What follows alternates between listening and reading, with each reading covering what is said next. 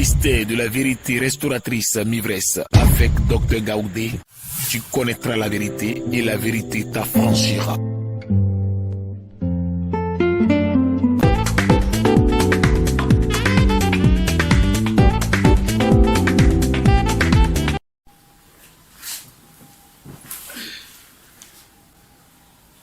Que la gloire de Dieu soit avec nous au nom de Jésus. Amen. Je vous salue tous dans le nom de Jésus-Christ de Nazareth. Amen. Nous allons baisser la tête, demander à notre Dieu de nous conduire dans la connaissance. Papa, le moment de la connaissance est arrivé. Ô Dieu Tout-Puissant, Dieu omniprésent, omnipotent, omniscient. Ce matin, nous avons besoin de la connaissance. Viens enseigner les nations. Viens enseigner tes enfants. Papa, tu as dit dans ta parole, vous connaîtrez la vérité et la vérité vous affranchira. Alors viens nous enseigner cette vérité ce matin. Enseigne la vérité encore aujourd'hui. Au nom de Jésus. Amen. La parole d'aujourd'hui que nous allons, qui va nous conduire dans la connaissance, se trouve dans le livre de Genèse. Nous rentrons dans le premier livre de Genèse. Nous rentrons dans le premier livre de Genèse. Genèse chapitre 2, au verset 7, la parole de Dieu dit. Genèse chapitre 2, verset 7, la parole de Dieu dit. L'Éternel Dieu forma l'homme de la poussière de la terre. Il souffla dans sa narine un souffle de vie et l'homme devint un être vivant. Amen. Parole de l'Éternel. Amen. Alors donc, suivons cette parole. Après la création du monde, quand Dieu a fini de créer le monde, donc, après avoir tout disposé, parce que Dieu a pris toutes les dispositions utiles pour l'homme, c'est comme un papa qui a les moyens, qui est riche, son enfant travaille. Quand l'enfant dit il travaille, papa va, il achète une maison, il achète une voiture, il équipe la maison et puis il donne à son enfant. L'enfant n'a rien dépensé dedans, il n'a pas vu comment papa même a souffert pour devenir riche. Et il a tout disposé, il met dans la maison et il donne à son enfant et dit c'est pour toi. Parce que je ne veux pas te voir souffrir sur la terre. Alors c'est pour toi. Je ne veux pas te voir avec des dettes, des crédits. Je ne veux pas te voir souffrir financièrement. Je ne veux pas te voir souffrir comme moi-même j'ai souffert. Alors le papa, il a tout acheté, il a donné à l'enfant, c'est ce que Dieu a fait pour nous. Avant de créer l'homme, Dieu a disposé, il a tout apprêté sur la terre. C'est pourquoi nous n'avons pas le droit même de pleurer pour avoir, mais nous devons chercher la connaissance pour avoir la chose qui est pour nos vies. Amen. Amen. Et cette chose qui est pour nos vies, Dieu n'a pas mis dans une boutique ou bien dans un supermarché pour que nous donnions l'argent et que ça nous revienne, c'est faux. Amen. Amen. Donc Dieu a déjà tout disposé. Donc, avant de créer l'homme, après la création du monde, quand il a créé l'homme, après la création du monde, Dieu va rentrer dans une autre étape. Dieu va créer l'homme. Dieu a créé l'homme. Amen. Amen. Comment? Qu'est-ce que la parole d'aujourd'hui nous dit? Dieu a pris la terre. Il a donné une forme humaine à la terre. Et à cette terre, il a donné une forme humaine. Et la parole de Dieu dit, il souffra dans ses narines. Parce que s'il n'avait pas donné de forme, il n'allait pas avoir narine. C'est comme si on prend la terre, on fabrique Marie. La statue, on fait Marie avec la terre. Tout ça, met fer dedans, on fait Marie là. C'est comme ça que Dieu a fait le premier homme. Et lui, il a dessiné des narines, des trous où il va respirer, il a dessiné. Et c'est dans les trous là qu'il a soufflé. La parole de Dieu dit, il souffla dans ses narines un souffle de vie et l'homme devint un être vivant. Amen. Amen. Dieu a pris la terre, il a donné donc la forme et il a soufflé. Il a soufflé dans ses narines. Donc, amen. Vous savez, dans la vie, il y a le souffle de vie. Ce souffle-là, personne ne peut l'acheter. Personne ne peut l'avoir quelque part. Aucune maman, aucun papa ne peut donner souffle de vie à son enfant. On donne naissance, mais on ne donne pas souffle de vie. Amen. Amen. Et ce souffle de vie-là appartient à Dieu. Et c'est pourquoi quand il a créé le premier homme lui-même, c'est lui-même qui a pris sa bouche, il a mis sur ses narines, et puis il a dit, donc je mets la vie en toi. Amen. Et l'homme est devenu un être vivant. On n'a pas dit un être mort, il est devenu un être vivant. C'est ça le test du jour. Amen. Amen.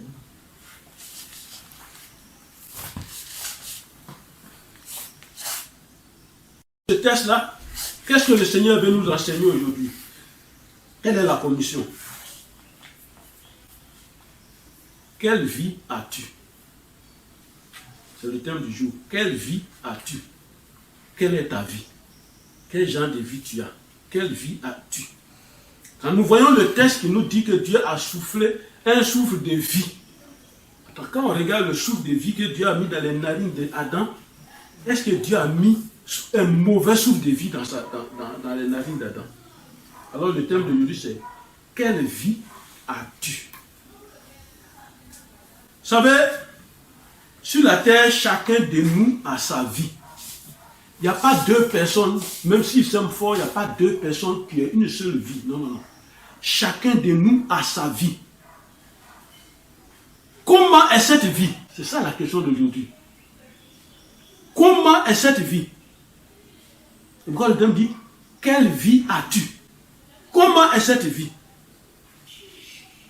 De la naissance, de ta naissance jusqu'à maintenant. Quelle vie as-tu? Depuis que tu es né jusqu'à aujourd'hui, quelle vie as-tu?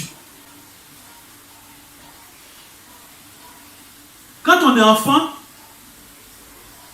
les parents veillent sur nos vies. Il ne faut pas sortir, il ne faut pas faire ça, il ne faut pas faire ceci, il ne faut pas faire cela.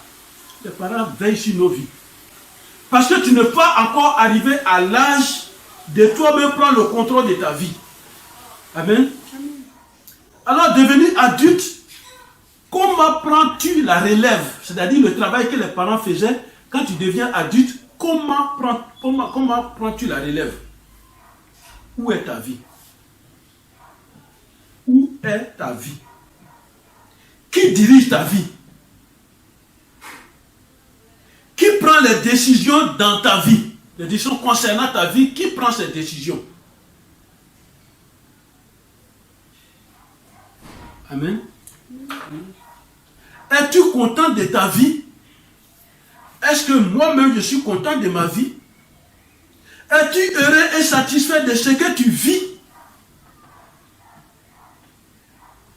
Pourquoi cette vie difficile que tu as? Pourquoi ta vie est comme ça? Quelle vie as-tu? Dieu a mis en toi un souffle de vie. Et qu'est-ce que c'est devenu? Ce que Dieu a mis, le souffle de vie que Dieu a mis en toi, qu'est-ce que c'est devenu? Est-ce Dieu qui a fait ça? Dieu qui a mis ce souffle-là pour que tu sois ce que tu es aujourd'hui? C'est ce que nous allons parcourir aujourd'hui. Amen. C'est ce que nous allons parcourir aujourd'hui. Quelle vie as-tu? Quelle vie as-tu? Amen. Amen. Alors suivez-moi avec une attention religieuse.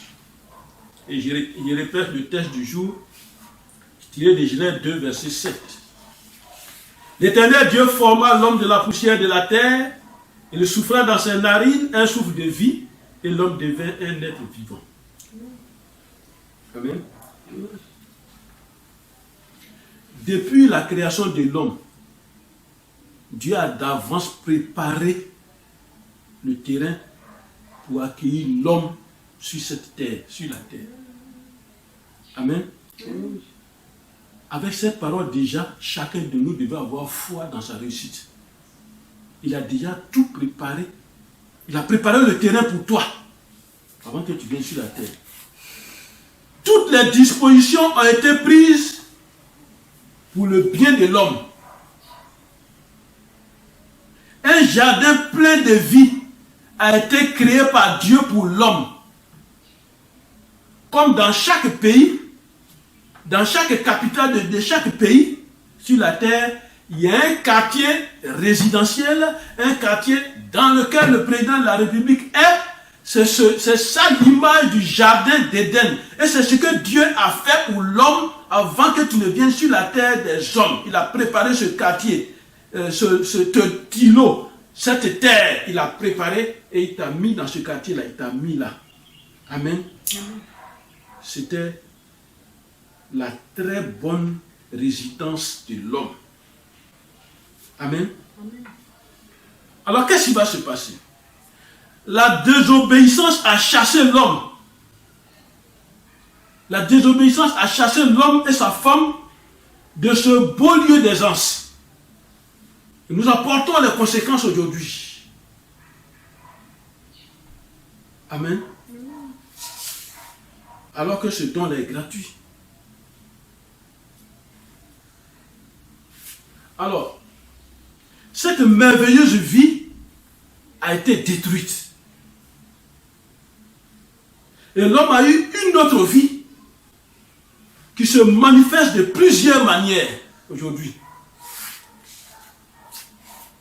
Et ce choix de vie que Jésus n'avait pas prévu est entré dans nos vies aujourd'hui. Jésus n'avait pas prévu ce choix de vie, mais c'est entré dans nos vies aujourd'hui. Amen.